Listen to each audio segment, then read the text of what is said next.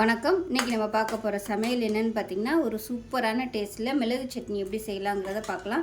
சளி பிரச்சனை இருக்கும்போது இந்த மாதிரி சட்னி அடிக்கடி செஞ்சு கொடுங்க. சின்னவங்கலேருந்து பெரியவங்க வரைக்கும் சாப்பிட்லாம். அருமையாக இருக்கும். இட்லி, தோசை, ஊத்தப்பம் எல்லாத்துக்குமே சூப்பராக இருக்கும். காரம் இருக்காது. சின்ன பிள்ளைங்களுக்கெல்லாம் நல்லெண்ணெய் ஊற்றி கொடுத்திங்கன்னா அட்டகாசமாக இருக்கும், சாப்பிடுவாங்க. ஸோ வாங்க இந்த அருமையான மிளகு சட்னி எப்படி செய்யலாங்கிறத பார்க்கலாம். இப்போ ஒரு பேன் எடுத்துக்கலாம். நல்லெண்ணெய் சேர்த்துக்கலாம். எண்ணெய் சூடானதும் 2 டேபிள் ஸ்பூன் அளவுக்கு மிளகு எடுத்திருக்கேன்.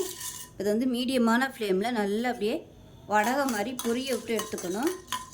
வடகை மாதிரி நல்லா பொரிஞ்சு வந்துச்சுன்னா தான் உங்களுக்கு அந்த காரம் வந்து கம்மியாக இருக்கும், டேஸ்ட்டும் நல்லாயிருக்கும். இல்லைன்னா அந்த மிளகோட பச்சை வாசனை வரும். மீடியமான ஃப்ளேமில் நல்லா பொரிய விட்டு எடுத்துக்கலாம். இப்போ பாருங்கள், மிளகு நல்லா அப்படியே பொரிய ஆரம்பிச்சிருச்சு. இது அப்படியே வேறு பிளேட்டுக்கு மாற்றிக்கலாம். இப்போ அதே எண்ணெயில் 1 டீஸ்பூன் போல் சீரகம் சேர்த்துக்கலாம். ஒரு 4 பல் பூண்டு சேர்த்துக்கலாம். இது கூடவே சின்னதாக ஒரு 5 துண்டு இஞ்சி சேர்த்துக்கலாம். ஃபஸ்ட்டு இதை நல்லா வறுத்துக்கலாம். இது கூடவே ஒரு 3 வரமிளகாய் சேர்த்துக்கலாம். கொஞ்சமாக கருவேப்பிலையில் சேர்த்துக்கலாம். இப்போ மீடியம் சைஸாக ஒரு தக்காளி சேர்த்துக்கலாம்.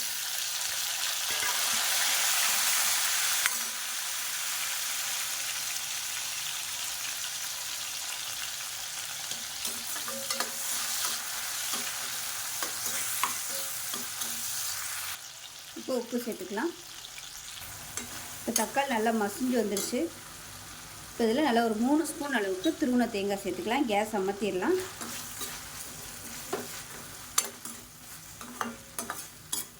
நல்லா ஒரு பரட்டி விட்டுட்டு ஆறட்டும். இப்போ பாருங்கள், நம்ம வறுத்து வச்சுருந்த மிளகு எல்லாமே மிக்ஸி ஜாரில் சேர்த்துருக்கேன். இப்போ நம்ம வதக்கி வச்சுருந்ததே மிக்ஸி ஜாரில் சேர்த்துக்கலாம். அது நல்லா ஆறணும். ஆறுனதுக்கப்புறம் தான் அரைக்கணும், இல்லைன்னா அப்படியே தெறிக்க ஆரம்பிச்சிடும். இப்போ எல்லாத்தையுமே மிக்ஸி ஜாரில் சேர்த்துட்டேன். இதில் கொஞ்சமாக வெல்லம் சேர்த்துக்கலாம். சேர்த்துட்டு தண்ணி ஊற்றிட்டு நல்லா நைஸாக அரைச்சிட்டு பார்க்கலாம். இப்போ சட்னி நல்லா நைஸாக அரைச்சாச்சு. அதே கடாயில் கொஞ்சமாக நல்லெண்ணெய் சேர்த்துக்கலாம். எண்ணெய் சூடாகிடுச்சு. 1 டீஸ்பூன் கடுகு சேர்த்துக்கலாம். கருவேப்பிலை சேர்த்துக்கலாம். இப்போ பாருங்கள், கடுகு கருவேப்பிலை நல்லா பொரிய ஆரம்பிச்சிருச்சு. நம்ம அரைச்சி வச்சுருக்க அந்த சட்னி எதுவோ சேர்த்துக்கலாம்.